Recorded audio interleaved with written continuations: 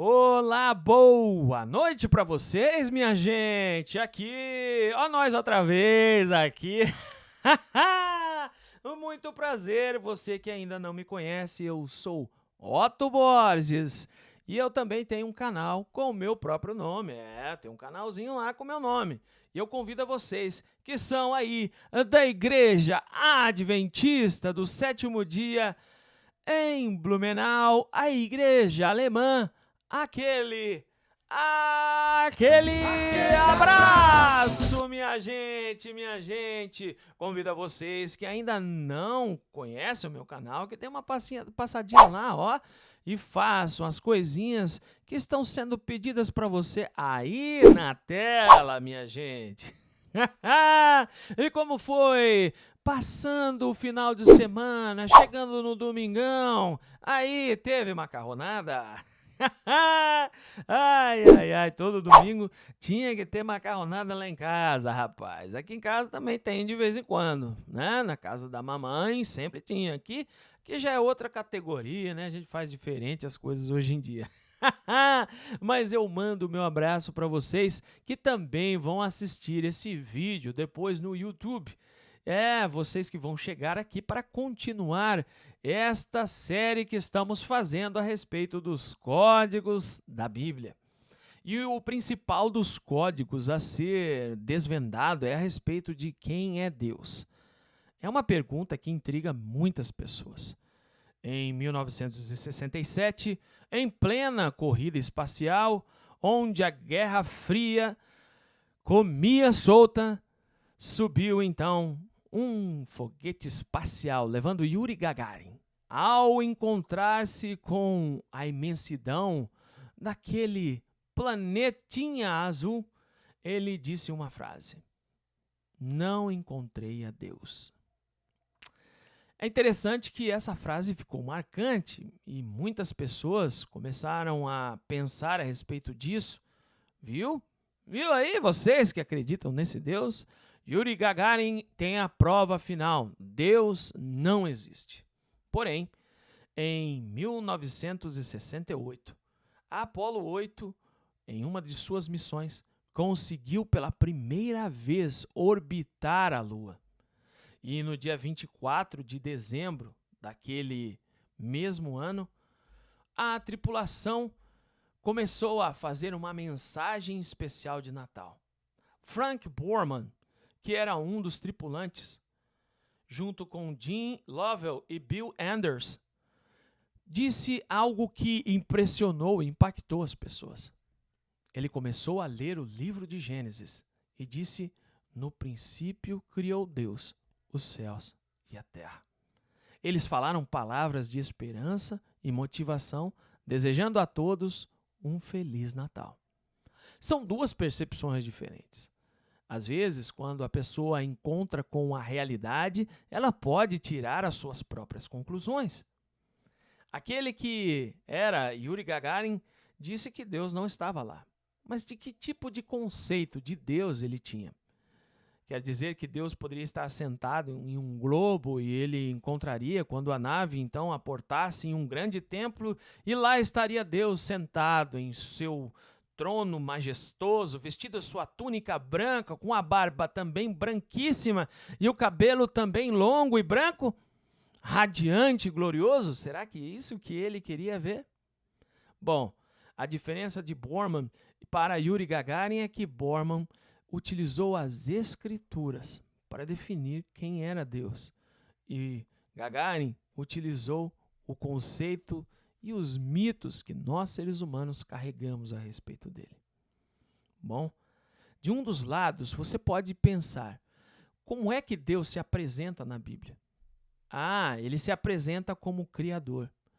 O texto que eu acabei de citar é um texto onde o Borman apresentou que Deus age. Exatamente, Deus participa. Se você continuar lendo o relato da criação, Deus não só participa, ele se alegra com cada ato e diz sempre: "E viu Deus que era bom." Percebe? Deus não somente cria, mas ele também tem uma sensibilidade, uma sensibilidade de encontrar momentos agradáveis, de se satisfazer em fazer algo que é repartir-se, abençoar. Esse é o desejo de Deus. Ele cria o ser humano e procura então utilizar algo que seja a si mesmo. E o texto bíblico é interessante. Observe como nós lemos lá em Gênesis, no capítulo 1, versículo o 26. Dê uma olhada comigo. Gênesis 1, 26.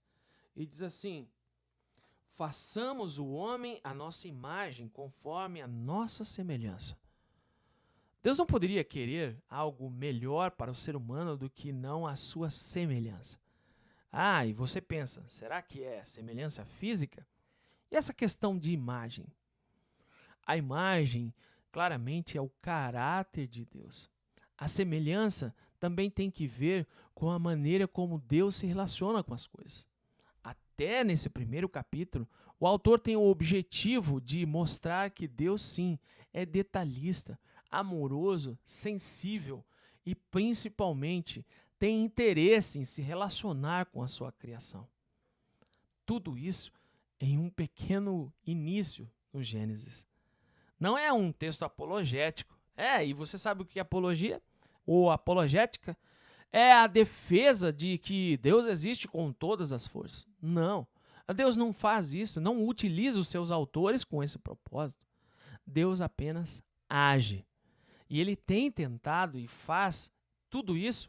Quando eu digo tem tentado, porque ele é todo suficiente, porém a insuficiência está em nós, que não deixamos que ele comece a atuar poderosamente em nossas vidas.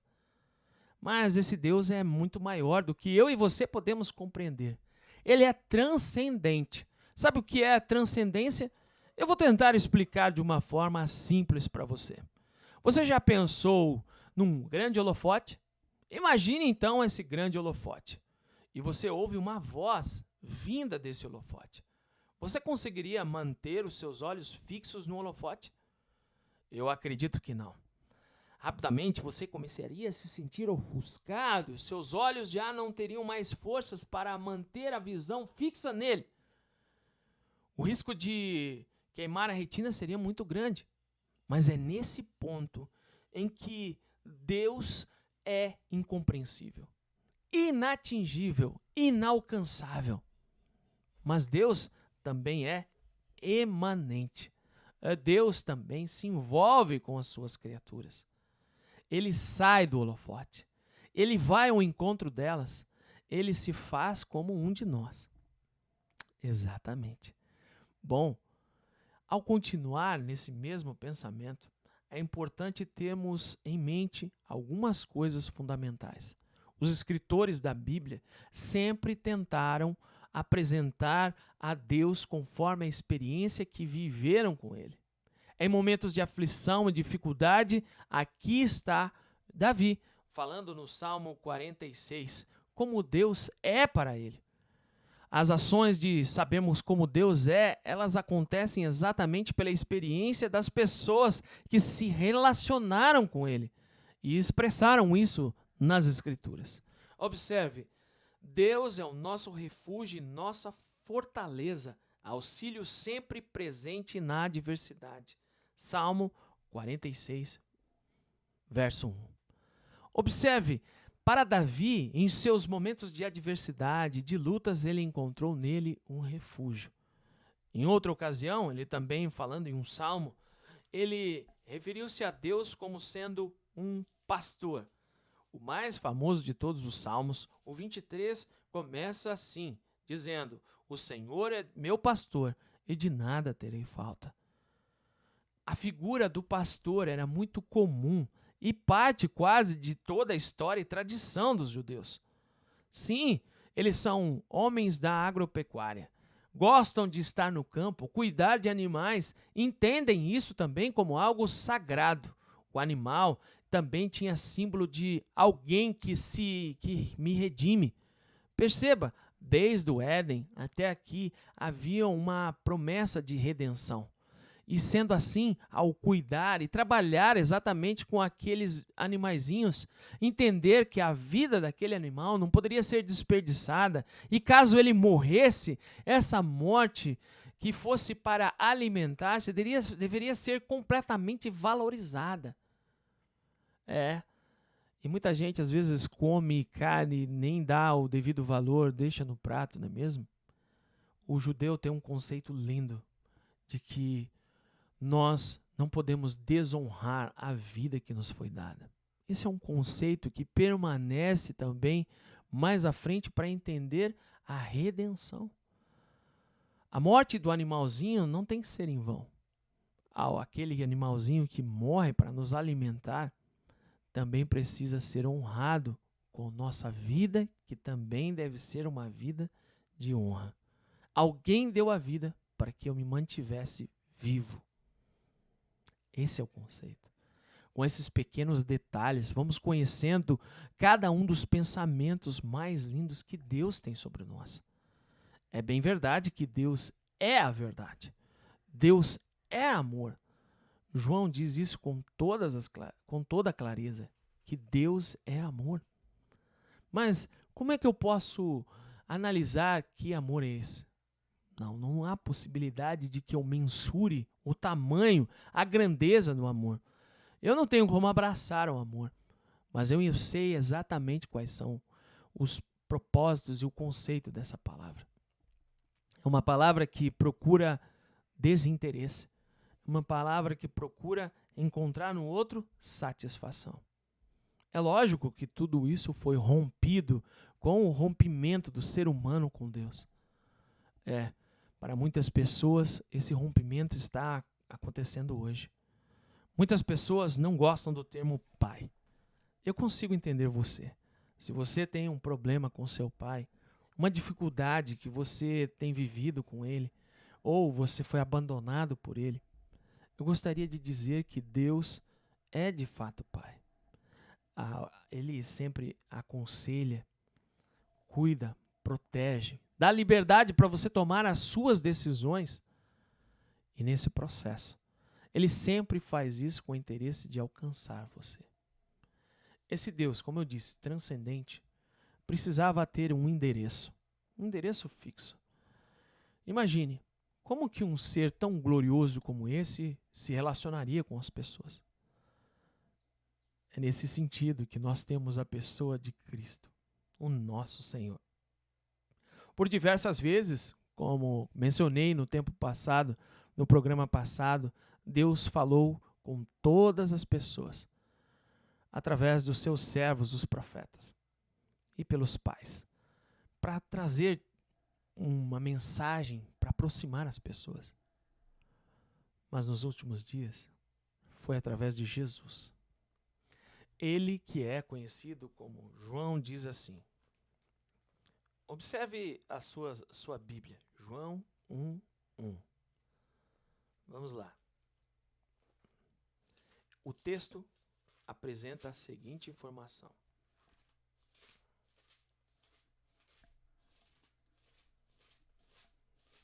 Desculpa o que eu estou folheando aqui. Essa Bíblia está um pouco colando, mas não tem problema, pessoal. Diz assim, no princípio era aquele que é a palavra ou o verbo. E ele estava com Deus, ele era Deus. Ele estava com Deus no princípio, desde o começo. Ele estava lá. Desde o começo foi o interesse de Deus em ser algo e alguém que fosse próximo das suas criaturas. Assim definimos o cristianismo como Deus Pai, Filho e Espírito Santo. Mas isso é uma linguagem muito simples, humana, para tentar descrever essa pessoa maravilhosa. Nós, como humanos, estamos apenas falando aquilo que nossa tentativa e esforço podem contribuir. O texto de João continua dizendo o seguinte: aquele que é a palavra se tornou carne e viveu entre nós, e vimos a sua glória, como a glória do unigênito do Pai, vindo cheio de graça e verdade. Ao longo de todo o tempo, o texto também afirma que muitas pessoas não conheceram a Deus. O texto diz que o versículo 18 afirma assim: ninguém jamais viu a Deus, mas o Deus unigênito que está junto do Pai o tornou conhecido. Jesus tornou conhecido a pessoa Deus, aquele que é transcendente, inalcançável, inatingível. Foi ele, Jesus, que se relacionou com os profetas no passado. Foi ele que falou com todos os servos. Foi ele que trouxe mensagens e preparou as pessoas para encontrarem-se com ele. Exatamente, ao longo da Bíblia, todas as aparições de Deus e que essas pessoas enxergam ele é a pessoa de Jesus com quem eles estão se relacionando. Lembra de Jacó no capítulo 32? Ele está no local que chama Peniel, lutou com Deus face a face e venceu. Talvez esta noite eu esteja falando com alguém que está lutando contra Deus. Porque é isso que Israel quer dizer, guerra contra Deus. Mas Deus modifica isso para tornar príncipe de Deus. Veja como é. Deus está interessado em você. Você que às vezes tem feito guerra, está lutando contra ele, passando a noite em claro, tentando encontrar argumentos para tentar compreendê-lo, ou então para cobrar alguma atitude dele, alguma ação, algum desejo que você precisa, e você acha que Deus só está interessado em realizar desejos. Seria mais fácil que você estivesse com a lâmpada de Aladim para resolver esse problema, mas não. Deus está interessado em tornar as pessoas filhos. Exatamente isso. Observe o que o versículo 12 diz em João. Contudo, os que o receberam, aos que creram em seu nome, deu-lhes o direito de se tornarem filhos de Deus. O conceito da Bíblia de ser filho de Deus é ter o caráter exatamente perfeito e semelhante ao do Pai, que Adão e Eva tinham no princípio, conforme a linhagem e tradição das Escrituras. E agora tem o segundo Adão, Jesus, que torna todos aqueles que creem nele filhos de Deus. Será que você está lutando com ele? Será que você está tentando combatê-lo na sua vida? Será que você está aí, às vezes, decepcionado, chateado, revoltado com Deus? Deus está disposto a ir onde você está. Às vezes ele aceita os seus argumentos, como não? Ele aceita. Quantas vezes aos berros já vi pessoas reclamando, até usando palavras de baixo calão para referir-se a Deus, porque em um momento certo, áureo da sua vida, na sua luta mais constante, se sentiram abandonados e sozinhos. Mas Deus também sabe o que é sofrer, porque se Ele nos criou para vivermos eternamente, estamos levando as consequências desse mundo que é mau, que está sempre disposto a tirar de nós alguma coisa, onde deixamos perpetuar em nós os desejos de grandeza e de destruição. Meu querido, minha querida, esta manhã eu convido você, esta noite eu convido você para abraçar o Pai. Talvez que como filho pródigo você tenha ido longe. Mas o Pai vem te buscar, vem correr ao teu encontro. Por isso, convido você que ore comigo. Permaneça em Cristo Jesus. Porque quem tem a Ele, tem a vida. E Ele também disse uma coisa linda e interessante. Eu vou deixar com vocês aqui.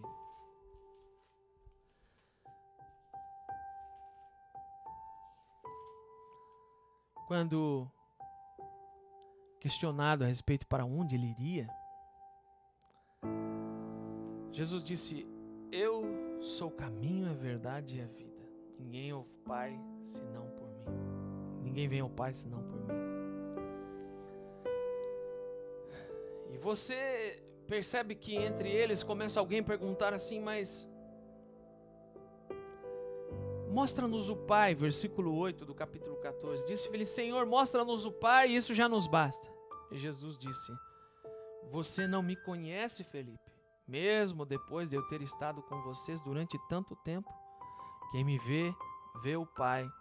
Como pode dizer, mostra-nos o Pai? Você que crê em mim também vai encontrar com o Pai. Deixe Jesus levá-lo até o Pai. Que o Espírito Santo trabalhe no seu coração. Amoleça todas as agruras que a vida te trouxe, que endureceram o seu coração. Por isso, vem comigo em oração. Vamos falar com Deus.